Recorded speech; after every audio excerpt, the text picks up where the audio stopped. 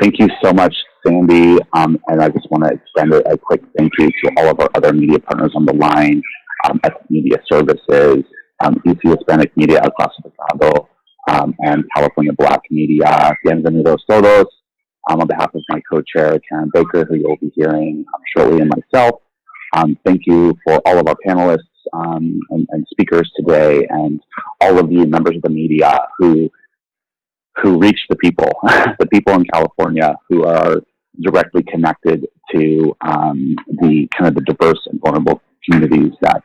we know are disproportionately impacted by disaster that becomes even further exacerbated during this global pandemic. Listos, California started as an early action of Governor Newsom when he assumed office, and in a demonstration of his commitment to support and invest in diverse and vulnerable communities, working with the legislature to invest $50 million that established Listos, California in legislation AB 72. It's been a journey since then to build our network of partners, close to 200, over 200 partners, and a few of them on the line here to talk about their work in community, what that looks like, and how it's being, very much tailored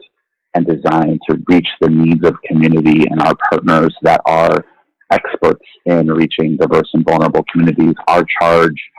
from the very get has been to,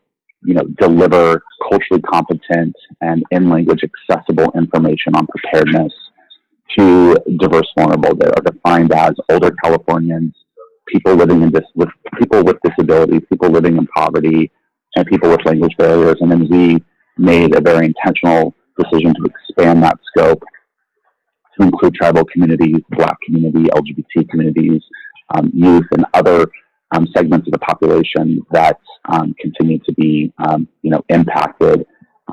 We have great research that we'll be sharing with my co-chair shortly on just how we approach this campaign and what that looked like, to know exactly where communities are, and how we have designed our materials, our outreach, our infrastructure to reach them. This becomes further exacerbated by the challenges of systems of bias that exist at all levels, that we've seen come to light with this new awareness and people power on the streets, and really looking at how do we double down and ramp up our efforts to invest in communities and lift the voices and the people that have the trust and the commitment and engagement of the communities that we're trying to reach. Listos, California exists to address these discrepancies rooted in systematic racism and bias, so that we're able to invest in, as a state program within a governor's office, to work with and collaborate with community in a very different way. Because at the end of the day,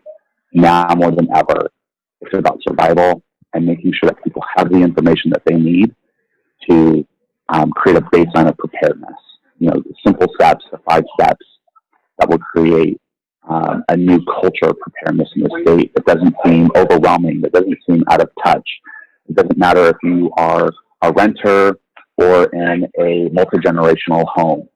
Simple steps that will start to make preparedness more tangible and accessible to all. So thank you for joining us this morning. Thank you to all of our speakers who will help ground us in all the different layers and dynamics of our work that focuses primarily on preparing diverse, vulnerable communities for wildfire, earthquake, and flood, and how that's been expanded to also include COVID-19 and our work with the governor's office on a variety of campaigns. So thank you, Sandy, and we'll let the true stars of the show take it from here.